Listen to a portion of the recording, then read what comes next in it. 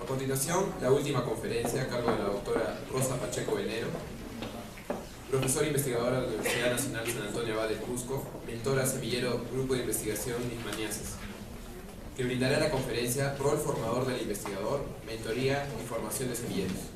Después de esa conferencia tenemos el coffee break y después continuamos con la segunda parte de la sesión 1 de las conferencias. Un fuerte aplauso para su bienvenida.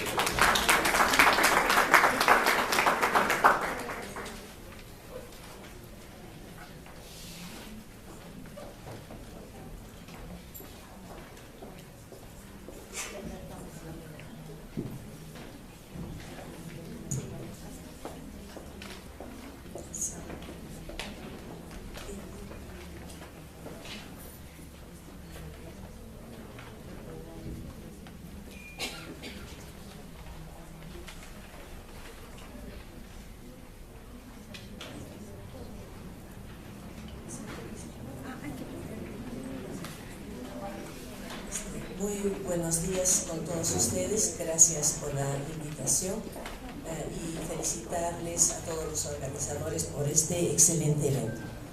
Bueno, voy a dar un informe, más que todo, transmitir un poco la experiencia sobre el rol formador del investigador, la mentoría y formación de semilleros. Ya creo que durante la mañana se ha hablado algo que es muy importante. El grupo de investigación. Creo que todos los que trabajamos en investigación, para nosotros es importante tener nuestro grupo de investigación, y este grupo de investigación, alrededor de este grupo de investigación deben estar nuestros semilleros, aquellos que van a continuar nuestro trabajo de investigación. ¿Esto para qué? Para que la investigación sea sostenible, porque no puede empezar un trabajo, terminar, publicarse y se queda allí. Y acá tenemos ejemplos muy interesantes, por ejemplo, todo el trabajo que ha hecho la doctora Ruth Shadi, definitivamente es un trabajo sostenible a través del tiempo, y de allí los resultados a los que deben alcanzar los investigadores. Entonces, nos vamos a ubicar en la investigación en la Ley Universitaria 30-220. La Universidad Peruana está bajo esta ley universitaria, y tenemos que ver algo que es importante en la ley universitaria, que esta ha sido promulgada el año 2014 y tiene un capítulo muy importante que es el capítulo 6 sobre investigación.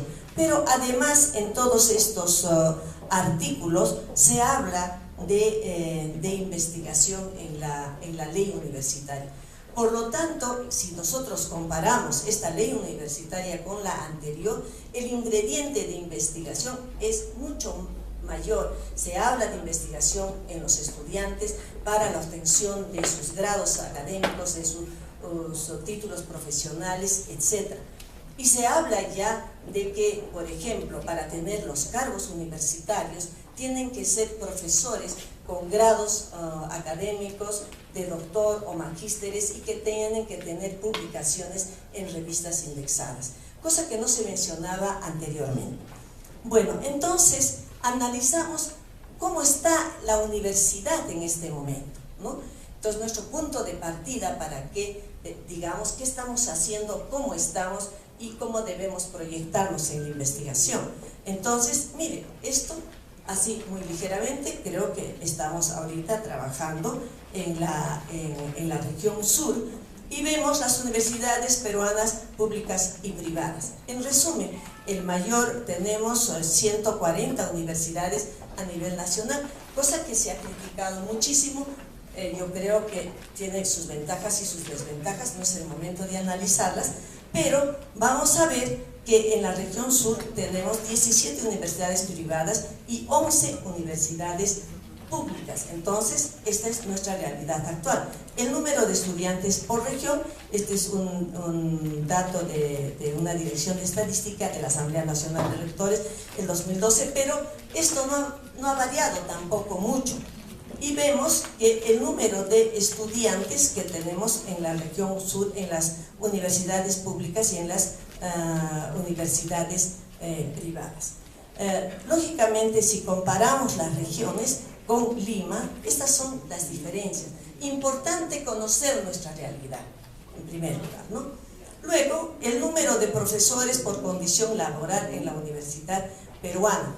Por ejemplo, sabemos que un profesor que está contratado en una universidad por horas, es imposible que se le permita, se le obligue a hacer investigación.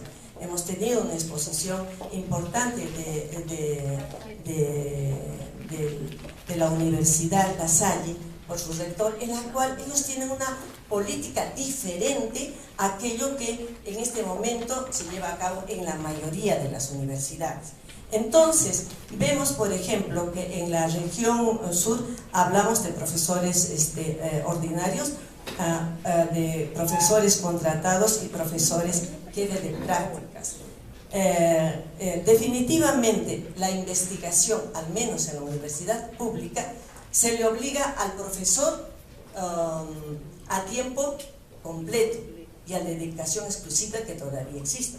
Pero el profesor a tiempo parcial no está obligado a hacer investigación. Bueno, entonces este es un esquema parecido y acá vamos a ver algo que es importante, los recursos humanos. Hablamos de la universidad. Esta información que yo les presento, ese ha sido un trabajo en conjunto que realizó en su momento la Asamblea Nacional de Rectores y las universidades que colaboraron ampliamente dando la información. Y este es el resultado de ese proceso de la información. En cuanto a docentes de proyectos, solamente se hablaba de los responsables de los proyectos de investigación. En la universidad pública, aquí tenemos caso de los profesores varones, profesores mujeres. Miren las edades, esto nos llamó mucho la atención y creo que estamos acá representantes de muchas universidades públicas y privadas y sabemos que esa es la realidad en nuestras universidades. Por ejemplo, nosotros vemos de 20 a 30 años en la universidad pública, el número de profesores responsables en proyectos de investigación, de 31 a 40, de 41 a 50 años, de 50 a 60, de 60 a más años. Entonces, tendríamos que hacer un análisis mayor, pero creo que ustedes ya lo están haciendo, en el sentido de que hasta hace pocos años, aquí está la doctora Juana, en la cual el CONCITEC no sacaba esos fondos concursables. Estamos hablando, doctora, desde el 2012. Antes, el apoyo a la investigación en el país era mínimo. Los recursos y presupuestos que había para las universidades públicas eran mínimos. Entonces, lamentablemente, no ha habido un apoyo grande para la investigación. Luego, en la universidad privada, la situación es diferente. Aquí estamos hablando de las universidades públicas, la mayoría con muchos años de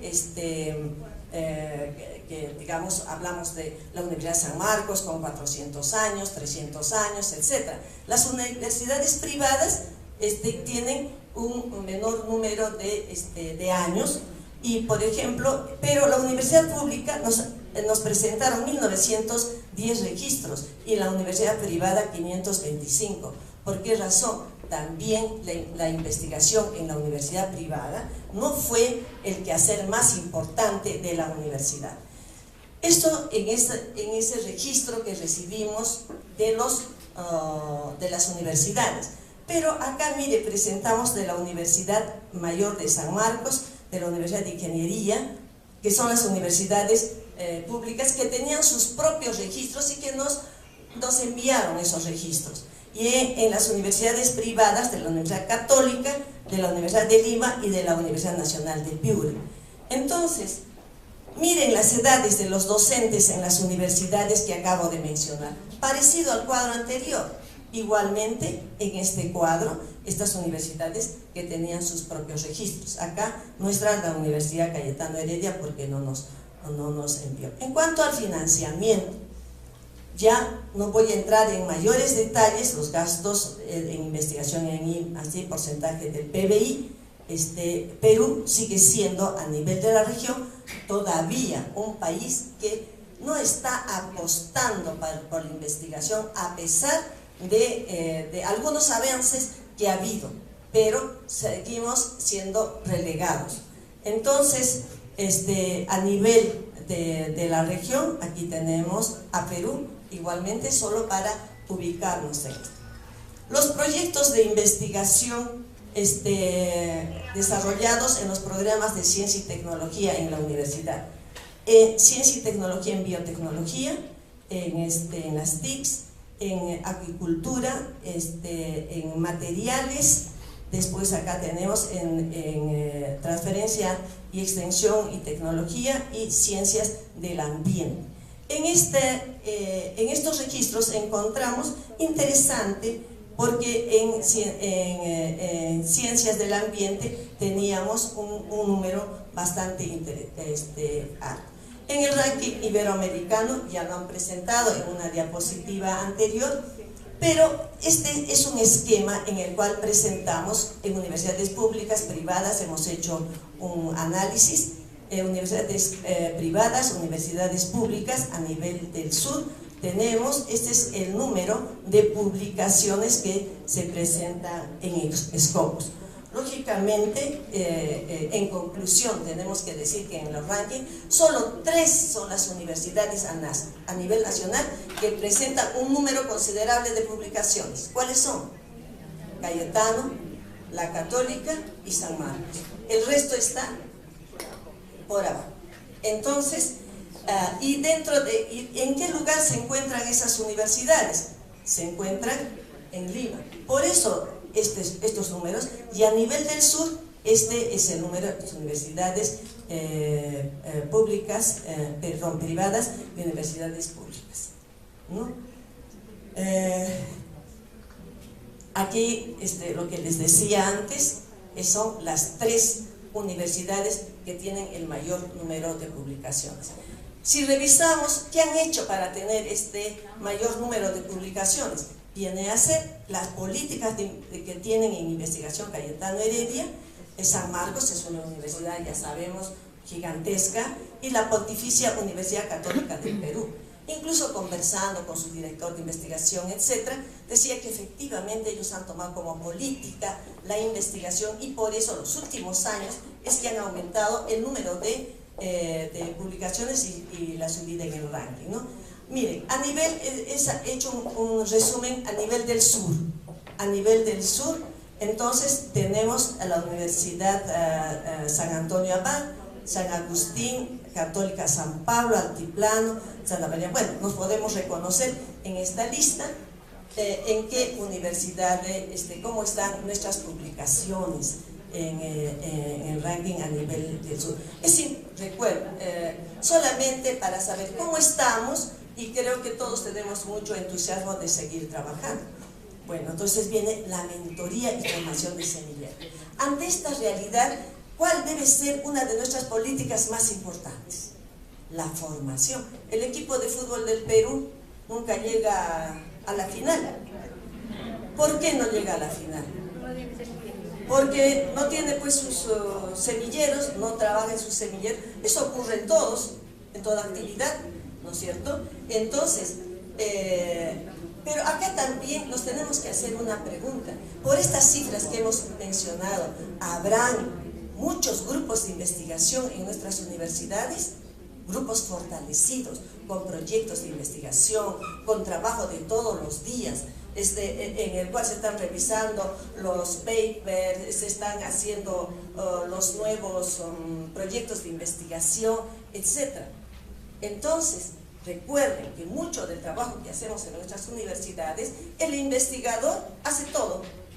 Gestiona la investigación, busca los recursos nacionales e internacionales, escribe proyectos, a veces gana, a veces no gana, pero es el que está trabajando la investigación. La investigación definitivamente es una élite a nivel de las universidades. Eso bien claro. ¿Quién investiga? El que tiene la vocación. Yo no puedo pedir a un profesor que no es investigador, le aumento el sueldo y lo voy a convertir en investigador. Eso es absurdo, definitivamente. Entonces, ¿qué hace el profesor investigador? Al menos lo que pasa en mi universidad, tenemos que estar buscando. Yo hago un concurso anual, hago una convocatoria, miren, como si pagara gran cosa a mis alumnos, una convocatoria para que ingresen a mi grupo de investigación y pongo un perfil exigente encima y se presentan los estudiantes y esos son los que ingresan a mi grupo de investigación, porque yo digo, tengo que dar a mis estudiantes la oportunidad de entrar a mi grupo de investigación, pero no a cualquiera tampoco, sino a aquellos que tienen que ser previamente seleccionados para que tampoco ellos se vean frustrados ni fracasen en el intento. Entonces, la mentoría es importante y luego simplemente les voy a dar un ejemplo, el ejemplo de casa, porque creo que es el que podríamos hablar mejor. En Cusco primero dijimos, ¿en qué vamos a investigar? Hice mi maestría en Cayetano Heredia y los colegas de Cayetano Heredia me decían, ya estás en Cusco, ahora continuamos la investigación en Cusco. Teníamos varios problemas, pero había uno para nosotros el más importante, la leishmaniosis. Es una grave enfermedad en una región pobre en la cual ustedes han escuchado hablar de que Pachato y Bochote, la zona del Brasil, ahí está este problema. ¿A quién le da? A los más pobres, a los que van de los Andes, a los colonos que van a la selva y que ahí contraen la enfermedad. Y que encima, como no tienen un seguro social ni nada por el estilo, esa enfermedad es demasiado cara, pero si se le diagnostica a tiempo, es menos traumática. Entonces dijimos, la universidad tiene que responder frente a su problema social, económico, climático, etcétera, que tengan en su universidad. Entonces, fundamos nuestro grupo de investigación, esta es nuestra zona, y de ahí viene el canon, porque está la zona de Camisea, zona bellísima. Yo los invito, si alguien quiere venir a trabajar con nosotros, con mucho gusto, el sitio es precioso, no van a ganar mucho, pero sí, lo que sí les garantizo es la felicidad. Van a estar felices, sin plata, pero felices. ¿Se podrá? Yo creo que sí. No es que yo creo, estoy segura que sí. Y les digo que incluso para entrar a la zona tendríamos que llevar muchas vacunas, ¿no? Mi grupo, personalmente soy creyente, respeto las religiones, y nosotros llegamos al Abra de Málaga, que está a 4.000 y tantos metros, la entrada a la selva, y hay una capillita con 3 cruces. Yo les digo a mis muchachos, entremos a vacunarnos. La fe, dicen, la fe mueve montañas. Bueno, ya, entonces, búsqueda de financiamiento. ¿Cómo voy a la selva si no tengo dinero? La universidad me daba la camioneta y me decía, muy bien, pero no tenemos plata para el transporte ni para los viáticos del chofer. Muy bien. Entonces, apoyos nacionales e internacionales, hemos sido beneficiados. Miren, Cáritas Diocesana de Tenerife, una institución que no está ligada a la ciencia, que nos apoyó. ¿Por qué? Porque yo les llevé el cultivo de leishmania y a la directora le hice mirar y le dije, esto es lo que mata a esta gente pobre que va a la selva. Ella miró y después otras figuritas más y fotografías y dijo, no se preocupe, yo busco el financiamiento. Entonces, cuestión de tocar las puertas. El doctor Humberto Guerra de Cayetano Heredia me decía, cada vez que me veía en Cayetano Heredia, me decía, ¿qué haces? Doctor, aquí vengo a pedir la limosna. Entonces me dice, bueno, como mendiga no te va tan mal, porque todos nos apoyan. Bueno, simplemente anécdotas, proyectos intercientífica a través, miren, de seminarios y tesis, 28 tesis. Nuestros muchachos se han graduado con tesis de excelente nivel. Siempre hemos sido merecedores de las mejores notas para las tesis de nuestros muchachos, que es lo que les damos parte de nuestros proyectos de investigación. Tenemos convenio con el Osvaldo Cruz de Brasil, con la Universidad de La Laguna, con Cayetano Heredia, etc. Entonces, nuestras publicaciones en revistas. Y algo importante, nuestro laboratorio hace atención gratuita para todos los pacientes de leishmania que vengan a nuestro laboratorio de la universidad. ¿Por qué métodos? Métodos directos, tradicionales y métodos de biología molecular. Cualquier diagnóstico por biología molecular es extremadamente caro, pero nosotros, como tenemos los equipos, los reactivos, etc., les hacemos completamente gratuitos. Importante, trabajamos con las comunidades machiguengas de Monte Carmelo, de nuestra zona de estudio, nuestros amigos también, ¿no? Nosotros no solamente hemos ido a trabajar leishmania, sino también algunos problemas de parasitismo, etcétera, en estas comunidades. Ellos han visitado nuestro laboratorio, los promotores de salud, los hemos llevado. Y lo primero que nos dijeron, ellos les encanta el fútbol, quiero ir al estadio a ver dónde campeonó el Cienciano, que lamentablemente está de baja, pero bueno.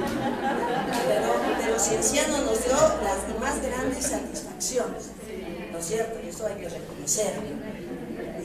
Y la transferencia a las microredes a donde vamos, nosotros les dejamos las técnicas en sus centros de salud y capacitamos a su personal para que los pacientes que llegan allí ya tengan ese diagnóstico por el convenio que tenemos con ellos, congresos internacionales, etcétera, capacitaciones y no sé qué más.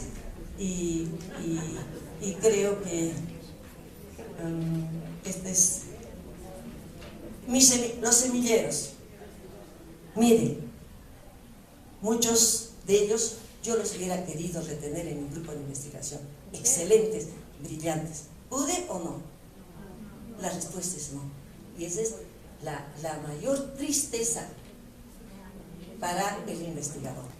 Perder es como que uno forme a su hijo de la mejor forma y después le diga, no te puedo retener más, chao, y búscate la vida. Todos son brillantes, pero de repente no en aquello que tanta devoción pusieron en su paso por la universidad. Entonces, siguen los semilleros, siguen los semilleros. Esta es una de las fotos en un sitio, la Casa Concha en Cusco, un local precioso. Vinieron a visitarnos, está Basilio, una representante del gobierno canario, Catalina Ruiz, que es una excelente nanotecnóloga española, el vicerrector, otro investigador, etcétera, que vienen siempre a visitarnos con sus propios medios, porque no tenemos dinero para traerlos. Si quieren visitar el Cusco, ellos vienen con mucho, nosotros recibimos como en casa, lógicamente, ¿no? Y aquí más fotografías, y creo que eso es todo. Ser mentores es la gran satisfacción que puede tener un profesor en la universidad, y formar sus semilleros mayor, nos paguen poco o no nos paguen, no importa, somos felices. Gracias.